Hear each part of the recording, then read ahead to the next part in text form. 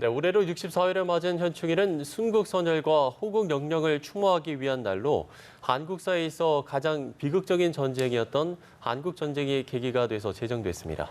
현충일을 맞아 의미 있는 작업을 이어온 사진작가 한 분을 모셨습니다. 민간인 최초로 DMZ에 들어가 휴전선을 촬영하셨던 최병관 사진작가 스튜디오에 모셨습니다. 어서 오세요. 안녕하십니까? 네, 안녕하세요. 네. 자, 1997년에 DMZ에 들어가서 휴전선 사진을 촬영을 하셨는데 벌써 22년이 됐습니다. 이게 이제 민간인으로서 처음이었던 거죠? 네.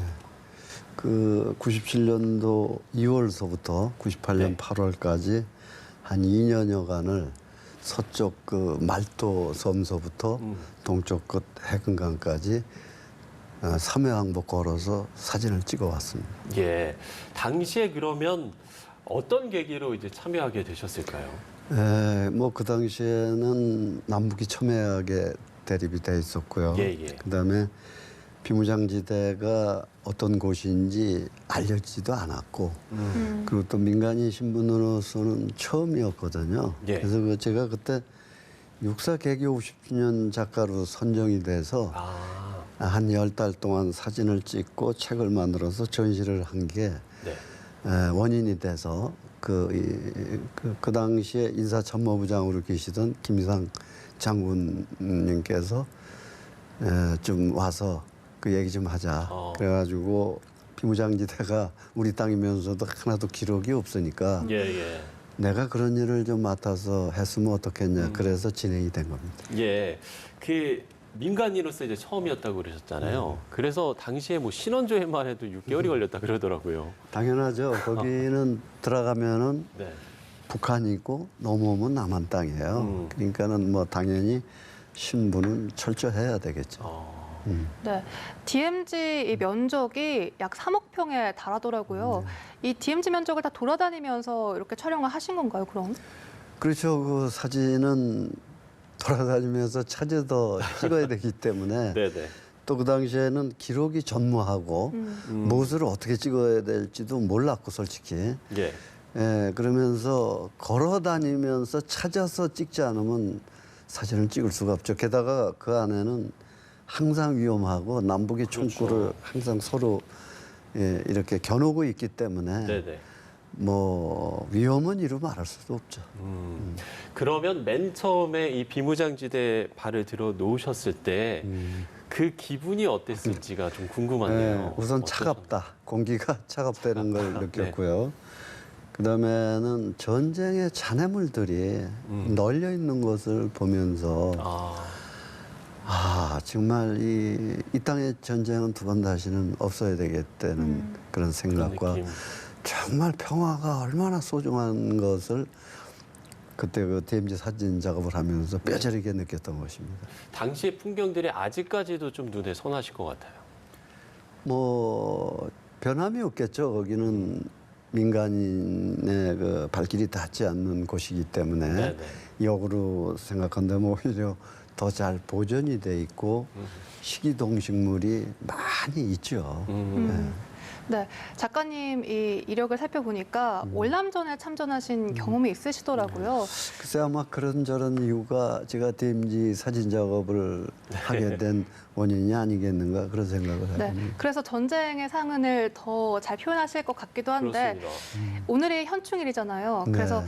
저에게 또 소개해주고 싶은 뭐 사진 한 장이 있다고 하시던데 네, 네, 네. 어떤 사진인가요? 예, 지금 나오고 있는 거예요. 예. 저 사진은 6.25 전쟁 때 우리 국군의 철모입니다. 네. 근데 이렇게 보시면은 그 총탄 구멍이 한 개가 있는 게 아니고 수없이 뚫렸잖아요. 그러네요.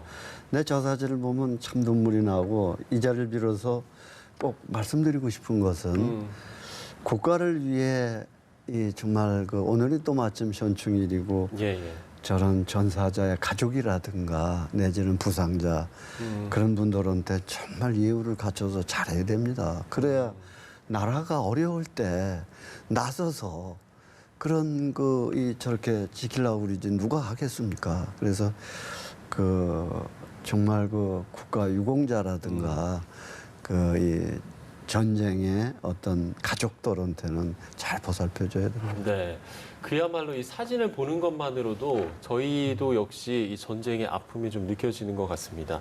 앞서서도 잠시 언급을 좀 해주셨습니다만 아무래도 이제 좀 위험지대다 보니까 위험했던 순간들 뭐 좀 여러 경험들이 있으셨을 것 같거든요. 어떠셨어요? 많죠. 그랬기 때문에 유서까지 써놓고 아, 그래요? 자필 유서를 써놓고 네. 사진을 찍었겠죠. 그 우선 그 조금 전에도 말씀드렸지만 그 안에는 항상 총탄을 그러니까 실탄을 장전한 남북이 총구를 서로 마주보고 있거든요. 예, 예. 게다가 그 민간인 신분으로 민간인이 아무리 군복을 입어도 민간인이에요. 아무래도 표시가 나죠. 그래서 그런 그 위험, 그다음에 그 안에는 지뢰, 그렇죠. 그러니까 그 미확인 지뢰지대라고 그래가지고 지뢰가 어디 묻혀 있는지를 모릅니다. 그래서 군인들도 항상 다니는 수색로라고 그래서 그 수색로를 따라다니거든요. 그래서 그런 위험. 또 한 가지는 뱀 그런 게 많아요. 뱀도 많고. 네네.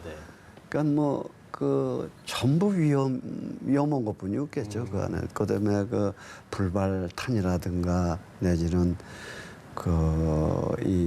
또 야생 동물 멧돼지 네네. 같은 거. 멧돼지는 무서워요.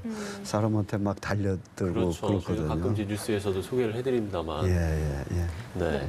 멧돼지를 얘기해 주시긴 했습니다만 이 DMZ 하면 또 위험한 곳이긴 하지만 뭐 생태 박물관이라 할 정도로 사람의 손을 타지 않은 곳이지 않습니까?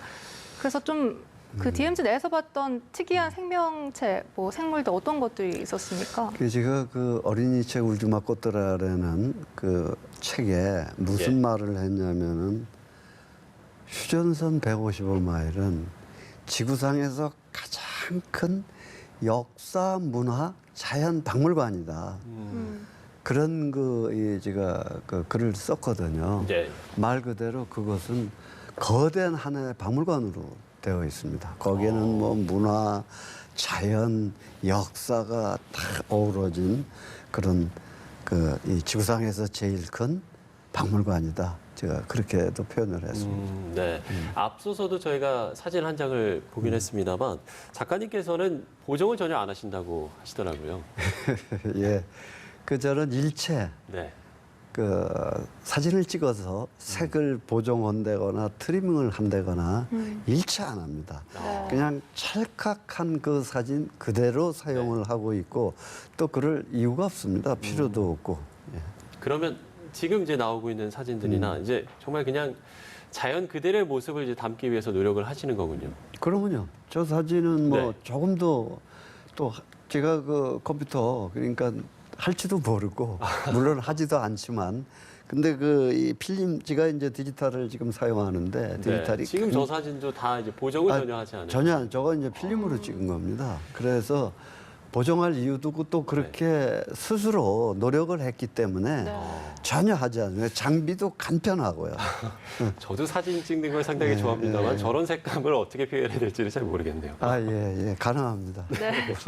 정말 포토샵으로도 만들 수 없는 아름다움인 것 같은데 또 그렇습니다. 작가님께서는 유엔에서도 DMZ 사진전을 하셨고 또 평창 동계올림픽에서도 이 DMZ 사진전을 여셨는데 특히 평창 올림픽의 경우에는 또 북한 선수들이 참여하지 않았습니까? 좀 감회가 남달랐을 것 같은데요. 우선 유엔은 한 번에 건너가서 온 게 아니고요. 가까운 일본에서 2번 했고요. 동경사진미술관. 예. 그다음에 하와이로 건너가서 3번 앵콜 전시를 했고 그다음에 유엔 전시를 했는데 왜 유엔까지 가서 했겠냐. 네. 우선 한국 6.25 전쟁 때 유엔 16개국이 직접 전투에 참전을 해서 예. 이 나라를 구해줬지 않습니까? 근데 사진가가 뭘로 은혜를 갚습니까? 그 은혜를 꼭 갚아야 되잖아요. 그래서 내가 꼭 유엔에 가서 이 비무장지대에 전쟁이 남긴 비극의 땅이었지만 아름다운 자연의 보고를 그 참전 국가에 보여줘야 되겠다. 그리고 책을 만들어서 유엔 참전국 16개국에다가 10권씩 증정을 했고요. 나머지는 2권씩 증정을 했어요. 그냥 유엔 가서 전시한 게 내 어떤 그런 뭐 과시를 하려고 그런 게 아니고 정말 감사한 마음을 전하기 위해서 유엔에 도전을 3번 삭제된 겁니다. 두 번은 예. 네. 퇴짜 맞았고 아, 세 번째 돼서 아주 대단한 그런 그 반응을 불러왔었습니다. 그렇군요. 곧 인도네시아에서도 DMZ 사진전이 열린다는 소식을 들었는데요. 이번 전시 어떤 전시인가요? 인도네시아 전시는 제가 굉장히 신경을 많이 쓰고 있습니다. 왜냐하면 인도네시아는 2억 8천 인구에다가 네네. 노동력이 풍부하고 그다음에 광물 자원, 천연 자원이 많습니다. 그게 가보니까 사전 답사를 해서 가봤는데 우리나라가 이젠 그쪽으로 진출해야 되겠다는 직관적으로 그걸 느낀 거예요. 근데 이제 그게 전시가 어떻게 됐냐면 그 인도네시아 주재 한국문화원에 계시는 김현주라는 총괄팀장이 있어요. 네네. 그분이 그 DMZ를 사진을 어떻게 알아가지고 계속 관심을 갖고 첫 번째는 안 됐습니다. 그 두 번째 국가 브랜드 사업 1순위로 됐다고 그러더라고요. 근데 알고 보니까 그분 아버지가 육군 중령 출신이었는데 돌아가셨어요. 아, 그래서 이 군인 가족이기 때문에 DMZ에 이렇게 관심이 많았구나. 그게 이제 그런 적이고요. 또 한 가지는 이 나라가 자원이 있습니까? 뭐가 있습니까? 사람의 우리 그 건면함과 그런 두뇌, 명석한 두뇌로 오늘날 3만 불 시대가 됐지 않습니까? 그래서 이제는 그 인도네시아에 가서 인도네시아 대표부 10개국이 있지 않습니까? 거기서 DMZ를 정말 잘 전시를 해서 인도네시아의 그 10개국에 아세안 10개국에 이 나라를 알려서 그런 일도 사진가로서 할 일이 아니겠는가. 게다가 감사한 것은 아무리 밑에 분이 열정을 가지고 해도 그게 되겠습니까? 이 작업이. 그 문화원장 분이 나중에는 이해를 해서 지금 아주 간사하게 최고의 그 멋진 전시를 하기 위해서 많이 노력을 하고 있습니다. 네, 작가님이 찍은 여러 사진이 이렇게 화면에 나가긴 했습니다만 다시 한번 DMZ에 들어갈 수 있다면 어떤 풍경을 담으시고 싶으신가요? 아, 그 말씀 잘해 주셨는데요. 제가 DMZ 사진을 찍은 거는 남쪽에서 남방안개선 철책선에서 통문을 들어가서 북쪽을 바라보고 찍은 거고요. 네. 근데 반쪽만 찍은 거예요, 솔직히. 아, 그렇죠. 그래서 이제 앞으로는 북쪽으로 들어가서 찍으면 그것도 하나의 통일이 되는 겁니다. 딱 이어지는 거 아니에요? 그렇죠. 그러니까 땅덩어리도 이어지고 비무장지대도 이어지고 그런 작업을 하고 싶습니다. 네. 그 작업을 꼭 하실 수 있기를 저희도 네, 바라보도록 하겠습니다. 지금까지 민간인 최초로 DMZ에 들어가서 휴전선을 촬영하셨던 최병관 사진작가와 이야기 나눠봤습니다. 오늘 말씀 고맙습니다. 감사합니다. 네.